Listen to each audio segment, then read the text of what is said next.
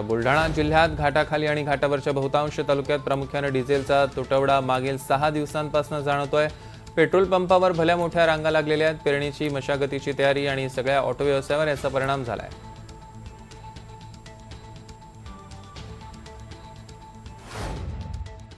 मागील 6 दिवसापासून पेट्रोल आणि डिझेलचा जो तुटवडा आहे तो आज देखील अनेक पेट्रोल पंपावर आपल्याला दिसून येत आहे।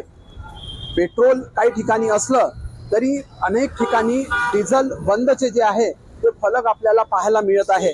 मुख्यतः सध्या शेती मशागतीचे जे आहे पूर्व तयारी जी आहे ती शेतकरी कुठेतरी आपली तयार करण्याच्या करता तयारी करत असताना त्यांना या डिझेलमुळे अनेक अडथळे समोर येत आहेत। मुख्य म्हणजे आज देखील सकाळी पेट्रोल आणि डिझेलमध्ये काही थोड्या प्रमाणात पुन्हा एकदा वाढ झाल्यानंतर देखील ज्या पेट्रोल पंपावर पेट्रोल आहे तिथे पेट्रोल घेण्याकरता नागरिक जे आहे गर्दी करत आहे।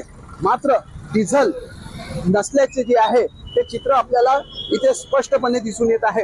आपण पाहू शकता की ज्या पद्धतीने काही दिवसापूर्वी हे जे पेट्रोल आणि डिझेलचे भाव वाढले होते त्यानंतर आज पुन्हा एक प्रकारे भाव वाढ झाल्यामुळे नागरिक आपल्या वाहनांमध्ये पेट्रोल आणि डिझेल टाकण्याकरता पंपावर एकच गर्दी करत आहेत।